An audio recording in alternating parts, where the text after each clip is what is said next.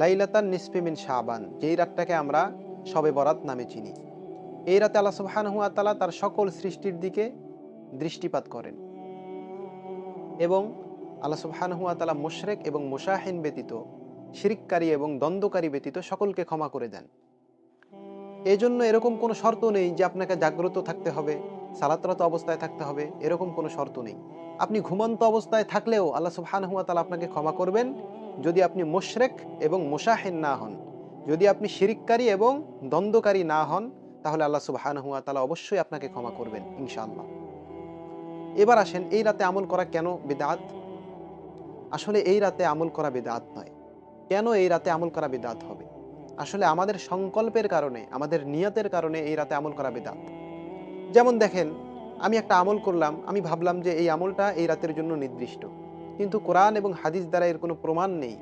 তাহলে সেই আমলটা বিদআত হয়ে যাবে। সেই আমলটা যতই ভালো হোক। কারণ আমি ভাবতেছি যে এই রাতের জন্য এই আমলটা নির্দিষ্ট, এরকমটা ভেবে যেহেতু আমি করতেছি, কিন্তু কোরআন এবং হাদিস দ্বারা সেটা সাব্যস্ত নয়, তখনই সেই আমলটা বিদআত হয়ে যাবে। এছাড়া এমন কোনো রাত আছে যেই রাতে আমল করা বিদআত? এমন কোনো রাত নাই। কেন এই রাতে আমল করা নাজায়েজ হয়ে যাবে? কেন হবে? এর কোনো কারণ আছে? কোনো কারণ নেই।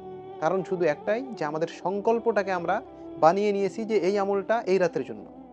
না, এরকম ভেবে আপনি আমল করবেন না। আপনি অন্য দিন যেরকম আমল করেন, এই রাতেও সেরকম আমল করতে পারেন। মনে করেন যারা তাহাজ্জুদ পড়ে প্রতি রাত্রে, তারা এই রাতেও পড়বে। তাদের জন্য কি এই রাতে আমলটা হারাম হয়ে যাবে?